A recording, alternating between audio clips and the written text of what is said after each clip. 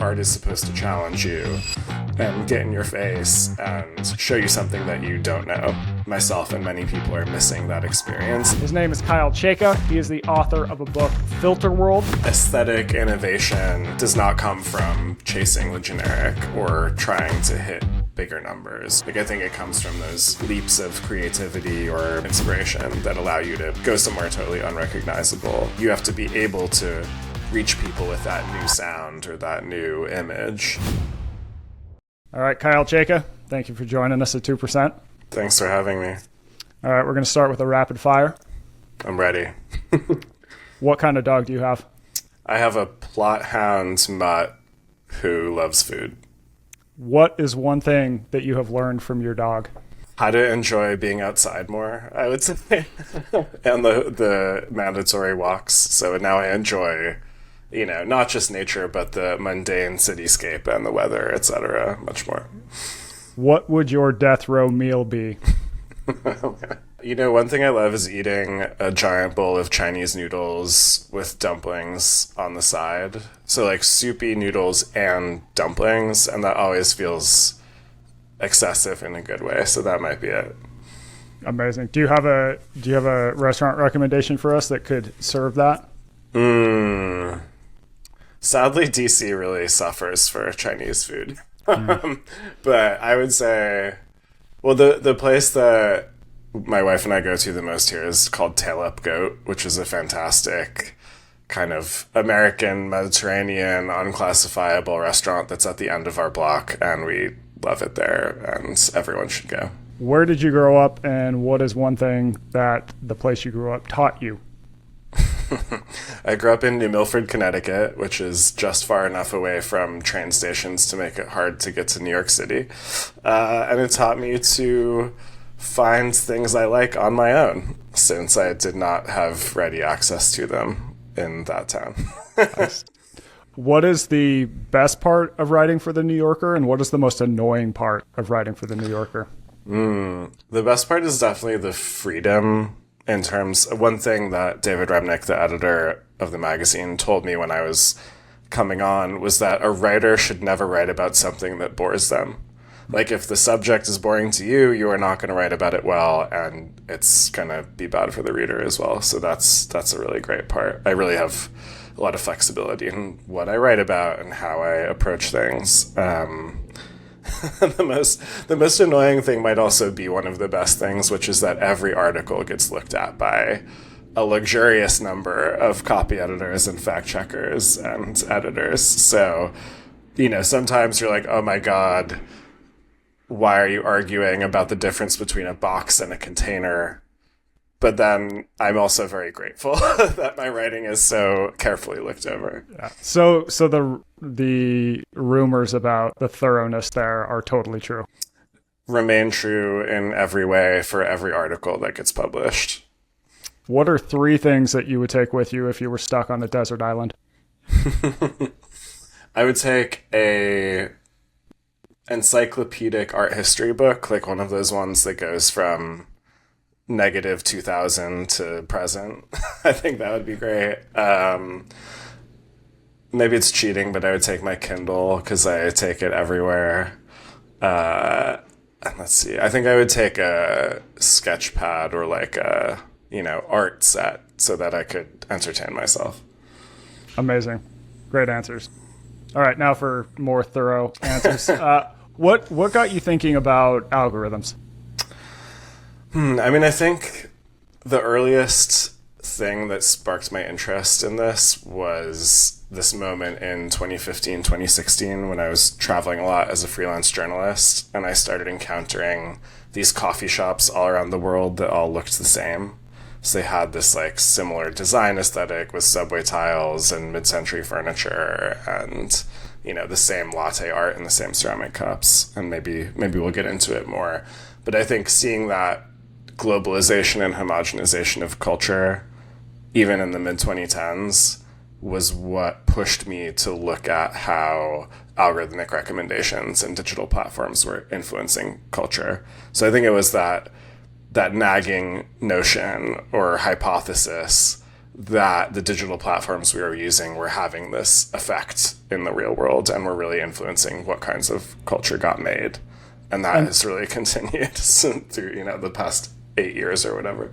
Yeah, and this was in places all around the world, right? This wasn't just like San Francisco and New York and Austin or whatever. It was all these different places. Exactly. It was places that physically you would think didn't have as much in common or didn't have as intimate a connection, like anywhere from Beijing to Bali to Berlin to Kyoto to Reykjavik to, any city I landed in, really, I found that same kind of atmosphere. And it wasn't like dictated by anyone. It wasn't a Starbucks. It was all these independent coffee shop owners who gravitated toward this aesthetic. So you go into these different coffee shops around the world. They all look the same. It's all kind of like the minimalist, hip coffee shop we can kind of picture. How did you make the jump from, okay, these all look the same, to what is causing this, and then into algorithms? Yeah, I mean, the encounter was the first thing. Like, the evidence came first, and I kind of it bothered me until I thought about it enough. And I think first it was that jump to digital platforms. So the way that I navigated these coffee shops and the way that other people came to find them too was through Yelp, which was much more popular then than it is now, or Google Maps or Foursquare, which has also kind of fallen by the wayside. But these digital platforms, including like Instagram and Facebook, which were, still not as mainstream as they are now, were connecting people all over the world, particularly in the culture that they consumed. And then from there, I started thinking about, okay, what drives the digital platforms? Granted, the platforms are connecting us all. We're all consuming the same content around the world. We're following the same accounts. But what is pushing those accounts to us? What is delivering the content to us as consumers? And that's algorithmic recommendations. So in your feed, like what increasingly made up your feed over the past decade are these bits of content that are selected to appeal to you and that are kind of picked because you've already expressed interest in similar things. Mm-hmm. Can you kind of walk this out for us in terms of how does that lead to the sort of sameness that you noticed with the coffee shops? Yeah, in the case of the coffee shops, I think Instagram was the real culprit in that moment. So in the mid-2010s, if you were opening a coffee shop somewhere and you wanted to attract a particular kind of clientele, like a internet-savvy, millennial, globalized consumer, you looked around out there and tried to figure out, okay, what's going to appeal to this visitor, this customer that I want to attract? And what you found is all the evidence on Instagram of these generic cafes. You would find them under hashtags like Daily Cortado, which has collected, hundreds of thousands of people all around the world doing that kind of top-down photo of their cortado on a marble tabletop. And so you want to copy that aesthetic. You want your style to be familiar and recognizable to that consumer base. And you want your coffee shop's presence, not just in the real world, but on the internet, to fit in with that whole thing. So not only are you designing your space to produce that aesthetic, to be comfortable, and to be documented in photos, you're also shaping your online presence to look more similar to the cafes and the other accounts that are already successful. So I think there's this part of my hypothesis here is that every platform and every digital space kind of creates a generic style or aesthetic that really succeeds on it. And in Instagram's case, that kind of millennial minimalism, or whatever you want to call it, like faux mid-century style, was just what dominated that platform. That makes sense. And then this leads you to write the book, Filterworld. What is the thesis of the book? Can you kind of walk us through that? Yeah, Filterworld, I really have been thinking about this since I started writing these essays in the mid-2010s about the topic. But I think around 2020 or 2019, I kind of figured that it was time to put it all together into a book, partly because the subject had not gone away. Like, digital platforms had gotten more prevalent and more influential over those years. And my thesis, I mean, the subtitle of the book, the book is called Filterworld: How Algorithms Flattened Culture. And the thesis is kind of that algorithms flattened culture. And the way that they did that was by really controlling the distribution of culture, controlling our attention, and filtering the content that gets to us by what is supposed to appeal to us. Yeah, so I think the book kind of tracks the rise of digital platforms and how influential they've become, how they've encompassed billions of people's attention, and how that attention is filtered very aggressively toward particular kinds of culture and particular artists and creators. Namely, all the stuff, all the people who can mold their creations and mold their images to what succeeds online. Yeah, that makes sense. And I should say here, I became aware of you from an early article you wrote about this. This was pre-publication Filterworld. And I even quoted you in my book, Scarcity Brain, because I have a chapter that gets into numbers and how we sort of get captured by numbers. And I think the way you figure out if something is doing well online is all numbers based. And so when you see the numbers, it sort of pushes people in a certain direction. But to sort of your thesis, the numbers then sort of determine your behaviors, your actions, and how you behave in the world, more or less. For sure. I mean, I think we all feel it to a greater or lesser degree. I mean, it ranges from how many likes are you getting when you post your selfie on Instagram to how many clicks do I get as a journalist on my articles, or how many replies do I get to a tweet, or, prior to the recent TikTok drama, like, how many comments on a TikTok, how many views, how viral have I gotten? And I think we judge ourselves by those metrics and mold our behavior by them.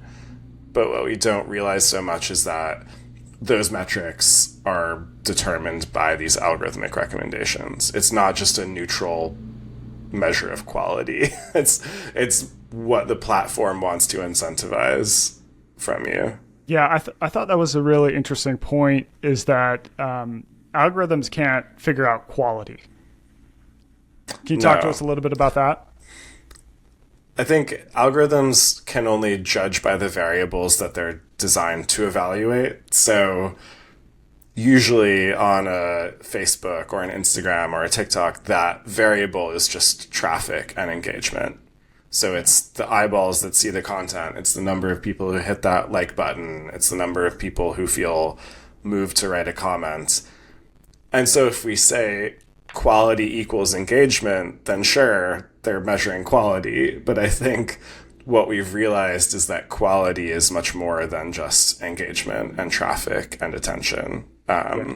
So ideally, when we talk about quality, we're not just talking about popularity or provocativeness, the ability for something to provoke a response, but instead we're talking about meaning and durability and impact and, deeper variables like that. And that's what the algorithm has almost no capacity to measure, unfortunately. How do algorithms actually work? So the word algorithm, which I think we use a lot to apply to many things right now, in a literal sense just means equation. So an algorithm is any kind of equation used to find a desired result. And that goes back to, like, as far back as ancient Babylon. Like, they had algorithms to find the volume of dirt in a ditch or how to share food between people. And so those were algorithms. But now I think what we use algorithms to refer to is algorithmic recommendations. So that's the machine learning tool in all of our digital platforms that looks at all the content out there and decides whether it's relevant to you. And how that works is basically, you can imagine a giant pool of data and content, out there, and this equation is a filter that's helping you access what's relevant to you. And the filter is measuring variables like engagement, what's popular, your history in terms of what you are likely to click, what you've paid attention to in the past, your social connections, so what your friends have clicked on, what groups, like what content is popular in the groups that you belong to. And judging by all of those metrics, it will determine what you are likely to engage with. Yeah. I'm kind of going back to the coffee shop. I'm going to quote your book here. So you wrote the following, quote, "For a long time, I assumed the generic coffee shop aesthetic would fade, that it might just be an ephemeral trend, but it has only become more entrenched as digital platforms have expanded. The homogeneity they cause has spread too." Where else, what are some other examples of where you have seen this sort of beyond the coffee shop? Yeah, I think it still rings true to me. I mean, I finished writing this book, even 3 years ago at this point. So I'm happy that it remains true. But beyond coffee shops, I mean, right after coffee shops, Airbnb spaces were another signal to me. Like across the world, when Airbnb was at its peak, you could see rooms and apartments and interior decor that looked exactly the same wherever you went, and you could kind of access it with the click of a button digitally. And it also exists in things like Google Maps driving directions. Like in my wife's hometown, actually, there's a big highway running by it, but if the highway is crowded, Google Maps will reroute you through the town's downtown, which is not designed to host that many cars. And yet it's pushing lots and lots of people through this space that's not meant for them. And that's like a kind of literal homogeneity, like there are many people moving through the same space. But I think that tracks with the same algorithmic experience. I think we're seeing it a lot with music as well, particularly as TikTok became a dominant influence on music. Producers and musicians have to design their songs, write their music, so it fits on that platform, which means super short hooks, like a lot of repetition, mimetic lyrics that you can act out, and this kind of sense of the end of genre. Like every musician does every genre now, and there's kind of one mono pop genre, I guess, at any given moment. What's an example of that? I can kind of just so the pop music. Every artists doing every genre now. Yeah, I mean, I think the recent boom in country music is kind of an interesting example. Like, you see a lot of pop stars kind of, ranging from Beyonce to new people like Chappell Roan or Sabrina Carpenter, all moving toward this kind of country aesthetic, or Post Malone, I think. But it's not just country. It's like country with some rap lyrics in it, with some, brief jags of electric guitar and stuff, with a synth drum beat. Like it's a kind of Frankenstein mixture of all different stuff, which I think is really apt for this environment, because what the culture that succeeds is like the culture that just provokes attention and engagement however it possibly can. So it's like a little bit for everyone. If you hate country, well, this isn't really country. It's like synth pop country music. And then once that popularity is demonstrated and proven out, then there's a market incentive for more people to copy it and to fit in with this evolving mono genre. So you can see how it's kind of self-perpetuating. Yeah. So what are the good things about that? And then what are the bad things? Like using examples of both spaces and music. I mean, I can think that in the sense of, if I just think of different spaces, if I'm in a random city and I get pushed into a coffee shop, it's like, oh, I get here, I know what to expect. This is I'm familiar with this place. I know it's going to have a good Wi-Fi connection. I know the latte is going to be great. I can kind of familiarize myself. But I guess, what do we lose by having algorithms more and more determining not only spaces but also art in a way? Yeah, I do love this question. Like, there are strengths to the generic that I think we underrate sometimes. Like, there's an essay that I really love by the Dutch architect Rem Koolhaas, who wrote it in 1995, I think, and it's called The Generic City. And he kind of, in the earlier days of globalization, he was kind of arguing that generic quality could be good. Like, it's fits in with the flow of global capital. The generic is like the home of the new man who's just endlessly circulating the globe and doing business deals and building buildings and stuff. And in that essay, he has this line that basically says identity is a trap. Like, the more specific you are, the more stuck you are in one place, in one niche. So I think there is that quality of like, the generic can circulate, the generic is familiar, the generic can make you comfortable, and you can be fluent in many spaces or arenas if you are fluent in the generic. And as a creator, you can do really well by recognizing the generic. Like, if you can mold yourself to fit in with that popular style, then you're going to reach a large audience.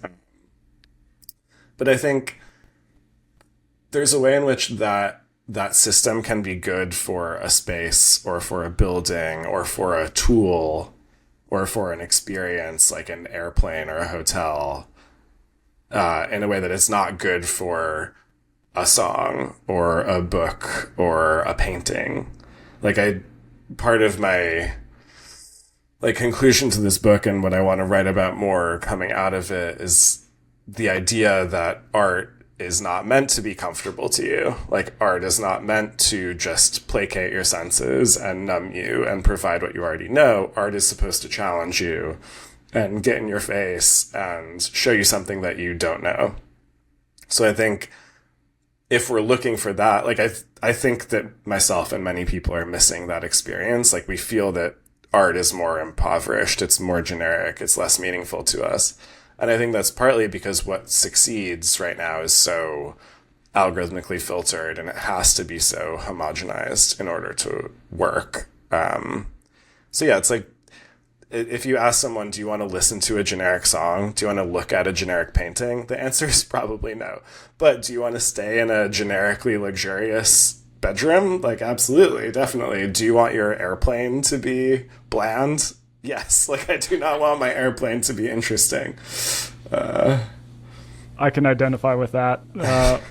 When I travel, sometimes doing work for companies, they'll put me in kind of like these like weird little hip hotels, and it's like you look at the bill and it's very expensive and it's like very kind of minimalist and different, and I'm like, yo, I just want a Marriott. Like, I just want like a soft bed and like a big TV and like no sound. Like, I can't hear anything because it's nice and insulated. Right.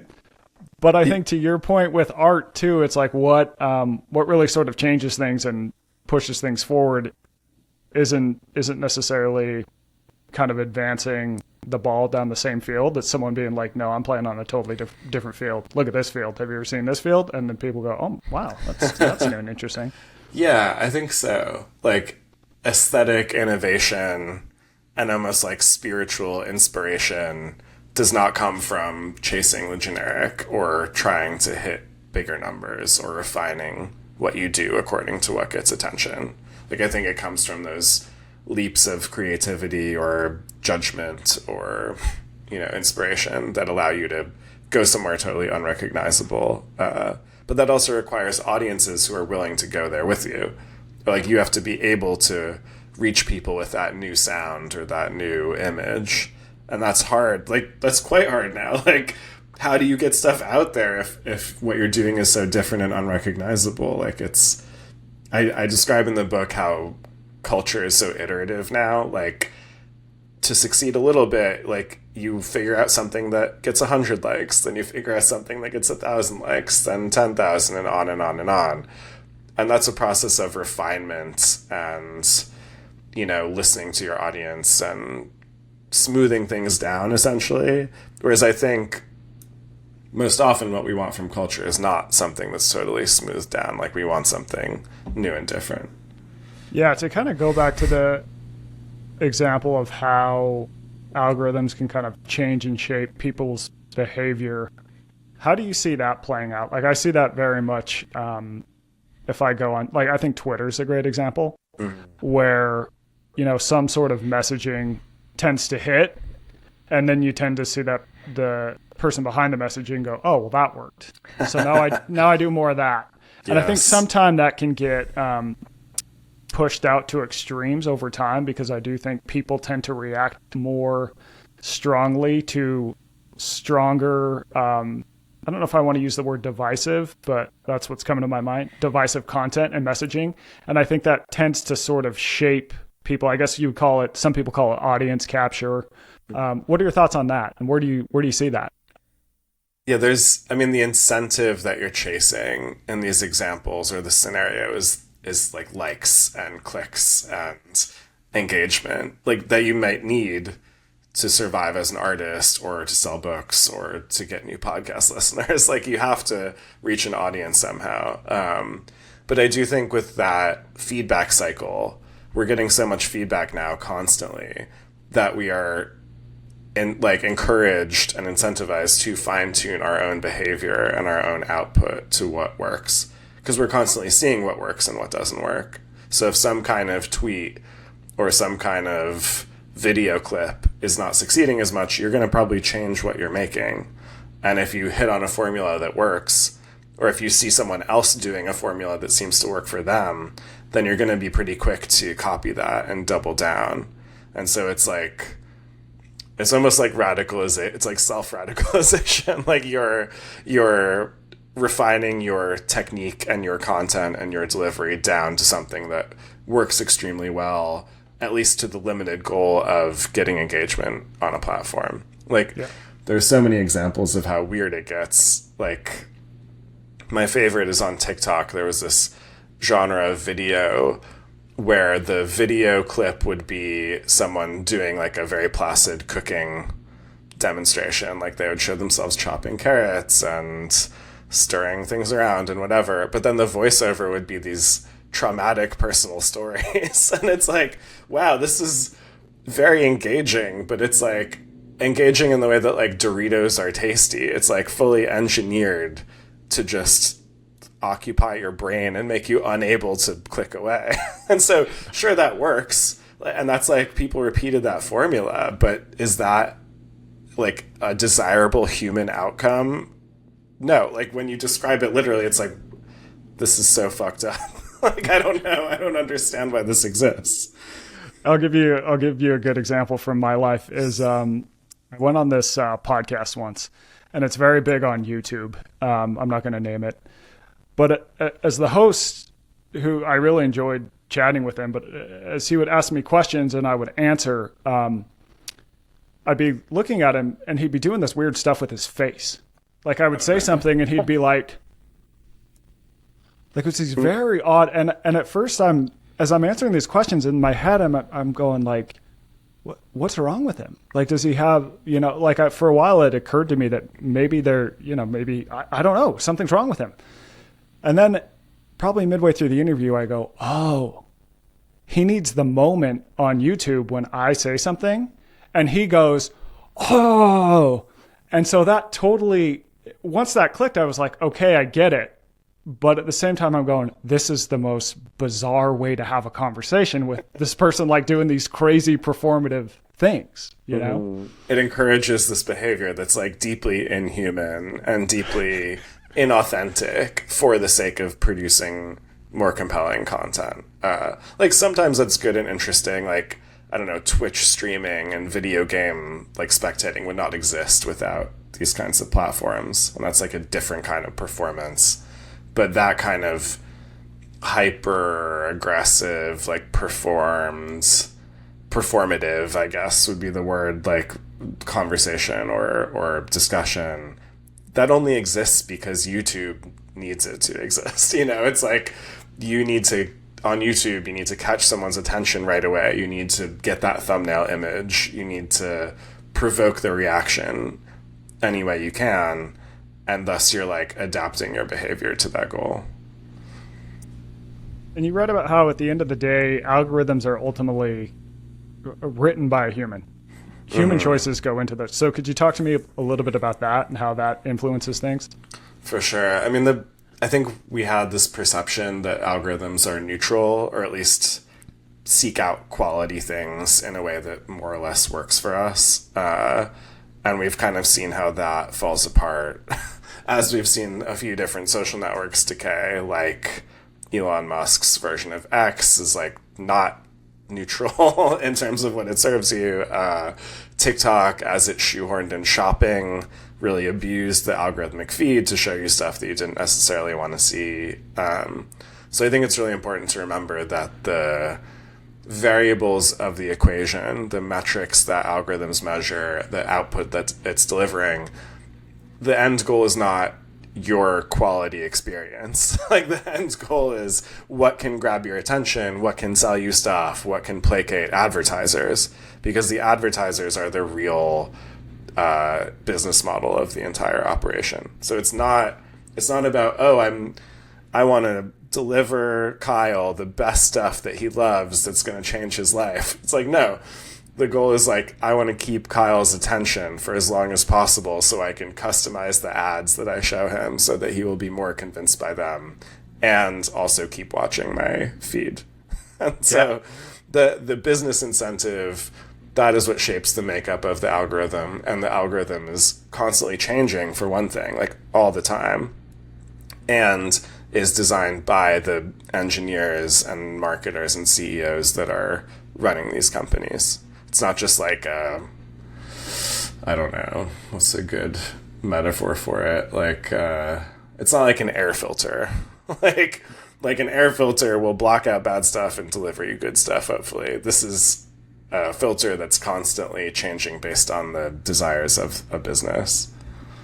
Do you feel like we lose something when we lose human recommendations? Do you feel like human recommendations are more like an air filter? When I think about like books that people have recommended or albums, I'm like, yeah, usually they're usually a little better than what I would get online. But I don't know if you agree. Yeah, I think a word that kept coming up for me when I was writing this book and also talking about it was discoverability, or like discovery, which I think was kind of a tech buzzword for, okay, how do you find the culture that you like? So how do you discover new things? And one mode of discovery is waiting till the Spotify algorithm delivers you something interesting. And then, oh, I've discovered a new artist, or I'm hearing something that I haven't heard before. And that's fine. Like, you can definitely discover new things that way. But I think we actually interact with culture differently when a person recommends it to us and when we know where it's coming from. So say Spotify throws up some song and you might listen to it for 10 seconds and then decide, okay, whatever, like I'll just skip to the next recommended song because I don't like this that much. That's a very fungible recommendation. Whereas if you get a recommendation from your friend, you trust their taste, you kind of know where they're coming from. You also have some faith or patience that they have thought about this and there's a reason that they're recommending it to you. And so maybe you sit through it more. So there's that kind of like trust. And then there's also just the diversity factor, maybe. Like, I think humans, the people around you, are more likely to suggest something unusual or different or outside of the box than, you know, a Spotify recommendation or your you know, Blue Sky X Instagram feed. Yeah. So I write a lot about health and wellness. Have you thought at all about how algorithms impact that area, health, wellness advice, and what tends to rise and fall? Yeah, there's a lot of different directions, I suppose. Like, the algorithmic feeds incentivize health influencers to create in certain ways and to recommend certain things, for sure. I mean, I feel like I see that the most with TikTok, where people are promoting various skincare products as if they're giving medical testimony, but like actually this is just what they can sell the most easily and gives them the best referral fee through TikTok Shop. And I think, I mean, on a deeper level and, you know, a kind of more mechanical level, I think this algorithmic internet encourages people to become personality cults, to become influencers and decision makers for their followers. And that is not a neutral relationship, I don't think. I think when you're encouraged to cultivate a persona, to play this character, to double down on whatever makes you unique, then you tend to suggest or follow more and more extreme or not necessarily broadly applicable things. I mean, it's kind of abstract, but you see it in journalism and many other fields just as well. Like, when your business is driven by performing your character or performing your opinion, then that opinion is not going to be very neutral for very long. Like, you're going to have incentives to recommend certain things, to adopt certain tones, to make more and more provocative content. So that's on the creator side. And then on like the consumer side, I think algorithmic feeds have been catastrophic for mental well-being, you know, whether it's YouTube radicalization or AI produced children's content, or just, you know, getting hypnotized by TikTok for an hour at a time.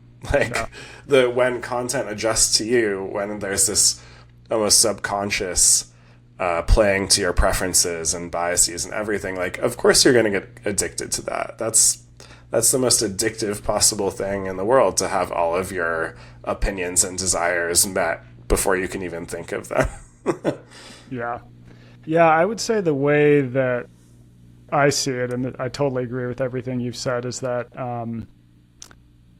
sometimes in order to get attention, especially in the health space, someone has to say something new. And so it might be, oh, well, you heard that, I don't know, vegetables are good for you. Well, guess what? Actually, this vegetable has this compound. And in this study, this compound was bad, and therefore vegetables are bad. And, you know, they'll put a post up like that, and then it starts to get traction. And then that reinforces further posts that are in that sort of lane. Mm-hmm. And it just sort of gets, and you can't walk that back. So it starts to get pushed and I think that this largely explains the rise of, for example, diets like the carnivore diet, where it's like, I have this counterintuitive message. It sort of took off. Well, now I have to keep leaning into this, and I have to keep saying, well, this is this. And it just sort of starts to get more extreme, and it lacks a lot of nuance, because I would say pretty much all topics in health are very much an it depends, and there's a ton of gray area, and it ultimately comes down to personal choice and what's going to work for the individual, and nothing is ever black and white, but the gray doesn't seem to work as well with algorithms, because it forces people to have to introspect and think, and it takes a lot of time to do that. And if you can just say, no, just never eat that because that thing is going to kill you, that tends to rise.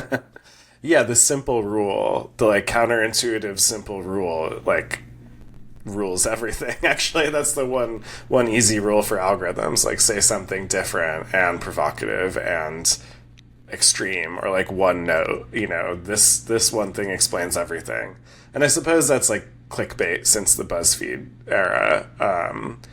But, you know, I think we're understanding that there are certain areas where the internet is really great and productive and constructive, and certain areas where it's really destructive.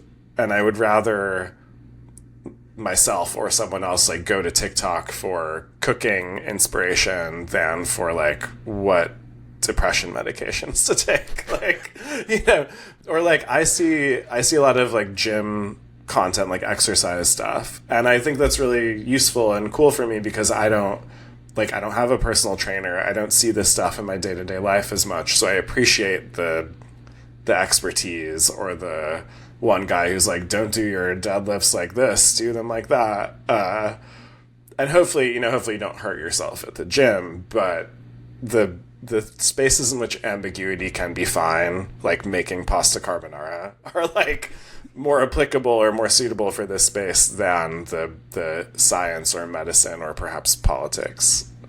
Yeah, I think so. So how has your work on this topic influenced your own life and how you behave in the real world and relate to algorithms? Well, by the end of this book writing process, I was like thoroughly sick of all internet feeds and digital platforms. And at the end of the book, I do this algorithm cleanse of just getting off all of the feeds for 3 months. And that was a great time. Like, after the first few weeks, I felt great. My minds felt very clear. I felt more capable of constructing coherent thoughts and thinking about culture. Unfortunately, my job is to write about the internet and see what's going on, so I could not do that forever.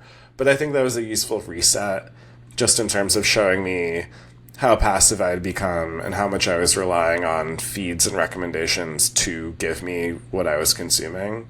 So in like getting away from them really caused me to seek out culture more, to like be intentional about what I was looking for and going out and finding it. What did you find from that? I think a lot of, for me in that period, I listened to a lot of music I never would have listened to before. Like, I was listening to a lot of bossa nova for some reason, and like 60s Portuguese music, just kind of going down the rabbit hole, and not aided by a feed or a platform, but just doing it myself, and like looking at what label an artist was on and looking at bands they played in and who they collaborated with. And I use this non-algorithmic classical streaming service called Adagio as well. Which, like, I did not know anything about classical music and had not been accustomed to listening to it, but I found that space to be really interesting and useful, and like it helped me learn more about this arena of culture that I didn't understand as much. Yeah, and I think when you get away from the feeds, you lack that cultural feed, like you lack the drip of new stuff, and so you actually do go out and like visit a bookstore and see what's on the shelves. You go to a gallery just to get some stimulus in your brain and understand what's going on. And I think that's like healthier because it's in person and gets you out in the world, and it's just more interesting because it also connects you to your community and where you live and all of that stuff. Yeah, and I think too there's something to finding something without influence that you really enjoy that's more rewarding. Because when you go into something with the recommendation has been given to you, you have an expectation that it's going to be a certain way. And when you go into something totally new, you don't have that expectation.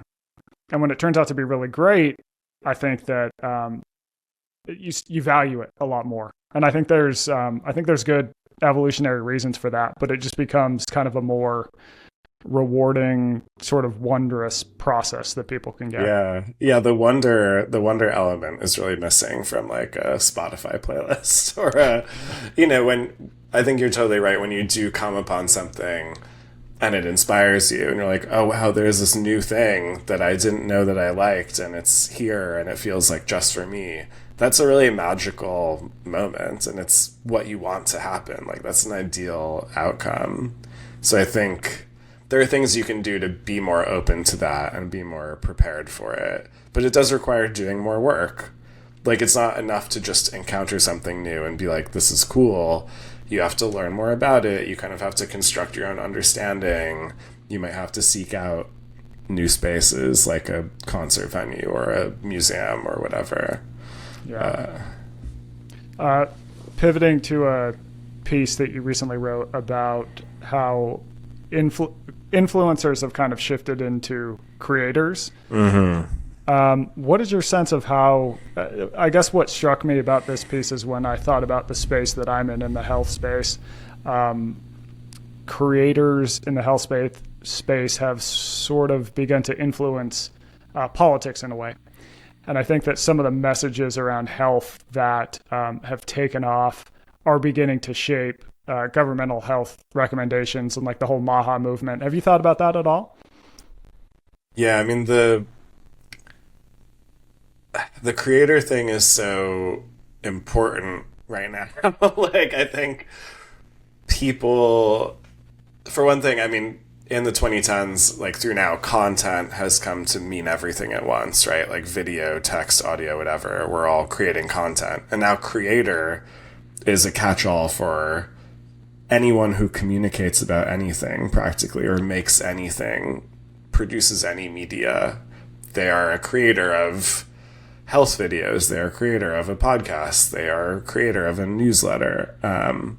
So I think there's like that identity of creator is really powerful, but also gives people particular incentives, like we were talking about before, to double down on something or to always come up with a new take. So I think that's not the best incentive for government, you know? Like, playing a character is not what we usually ask of our government bureaucrats. We ask that they act logically and, you know, move slowly and carefully and measure their outcomes and, you know, not disrupt our lives too much. I would hate to say this, but maybe if we're in a period of creator-led government, the creators are in the government now, that strikes me as unhealthy. But, you know, it's also how people learn about things. So a creator is just a medium for some kind of content or idea. And so if this is how audiences are consuming content and finding new ideas, then yeah, that's a role that some people have to play. But what I struggle with, and I think like what's evolving now, is an understanding of what is a creator, what are the responsibilities there, who looks after the creators, you know, like who's watching what goes on.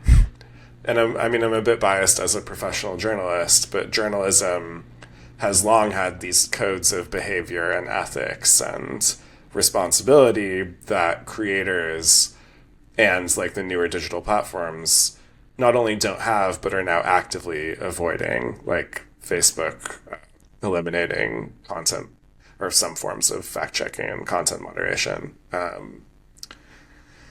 Yeah, I don't know. This need to have, for everyone to have a persona and to play a character, I think is incredibly toxic. And it's interesting because, you know, I think that because I'm on Substack, I fall into the creator space. And what I've always found about Substack, what I like to say is the worst thing about Substack is that I don't have an editor. At the same time, the best thing about Substack is that I don't have an editor. Because I think that not having an editor, it gives me more voice. I can put in, you know, random jokes that pop up repeatedly in 2%. So there's like kind of this narrative going on with, like, I can mention my dogs. I can say random, like, I could, for example, the other day in a post, I had like 3 references to Steely Dan. That would never get through. You know what I mean? So I can have a voice at the same time, not having an editor to say, well, did you think about it this way? Well, what about this? And then someone to read every single study. I mean, if I'm referencing 10 studies, I have to spend a lot of time making sure I get those right. And I guarantee at least 1 or 2, like, I'm going to miss something, right? And so I think not having those guardrails that we have in traditional journalism also does have downsides. And it's definitely a very hard balance to try and figure out.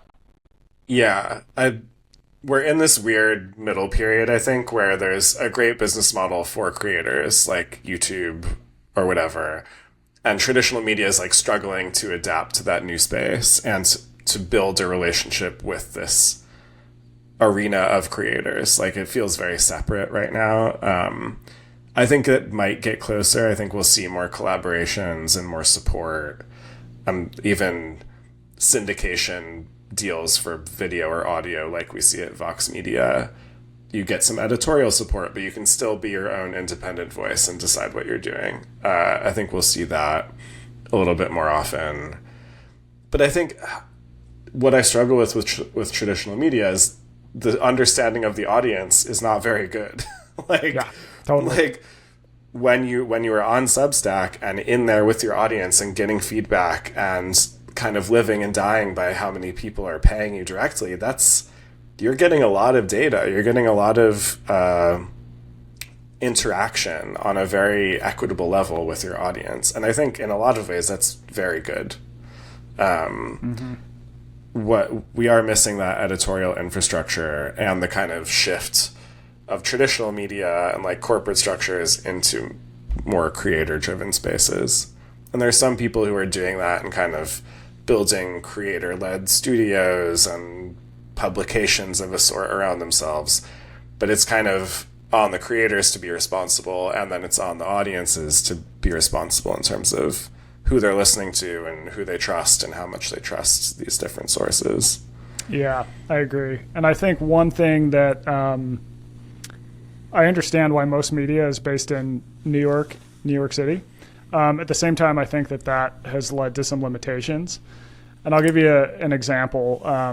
So I worked at I was an editor at Men's Health for a bunch of years. And Men's Health at our peak, we had more subscribers than basically all our competitors combined, like GQ, Esquire, Men's Journal.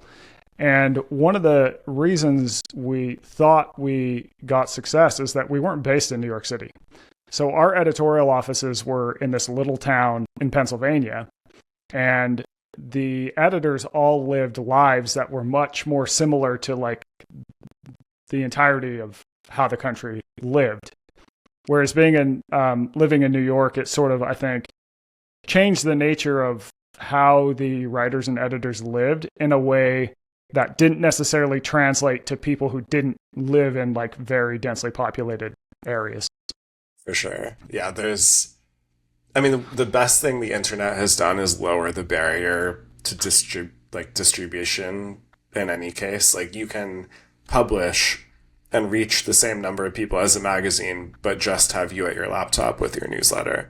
And that means wherever you can access your audience from, that's where you are. Like, you don't have to be near a printing plant. You don't have to be like have a relationship to the offices of publishers in Manhattan. You can just be on your own and sustain your own stuff and gather your audience from there. And I think it's kind of proving out that there's more demand for more perspectives and more tones even than what we traditionally have had with magazines and even the early era of digital media, which was also very New York, East Coast, West Coast heavy. So it like cheers me up to see people succeeding on Substack or with their YouTube channel, doing their own little thing in a way that a traditional media company would never have supported, even though it works. This is the gulf that we're seeing, is like the media companies are struggling. They're like, oh my God, what can we do? We're thrashing around. And you have all these creators and YouTubers and podcasters who are succeeding. And yet, like, there's a real disconnect between those two areas somehow. Mm-hmm.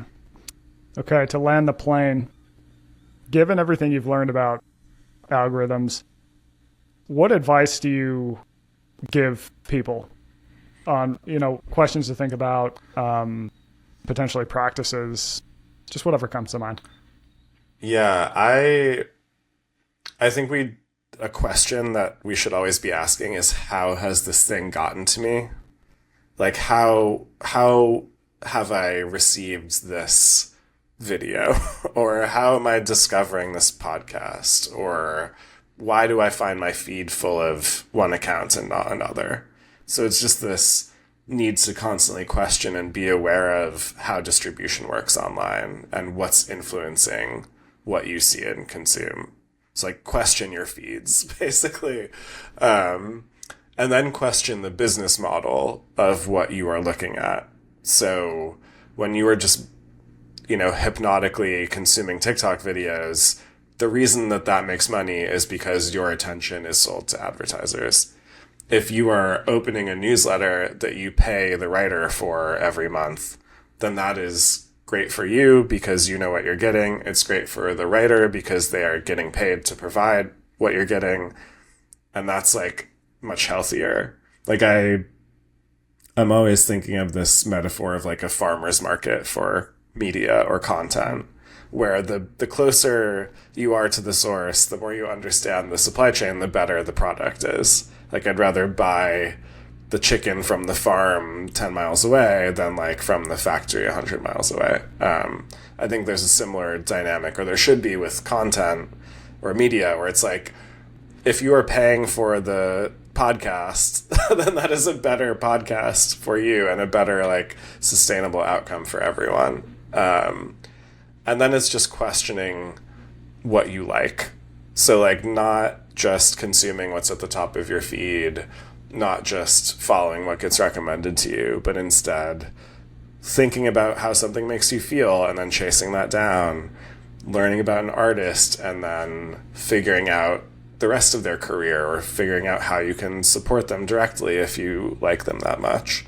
So there's this need to like go deeper than the surface of a Spotify playlist. Like streaming a band's music is not enough to support them. Like you will do more to have a healthy relationship with culture and to help everyone if you go buy their album on Bandcamp for $10. Mm-hmm. Like that will, if we all can do that more, if we all understand more about where things are coming from, then we will have a better ecosystem and get more stuff that's inspiring to us, probably.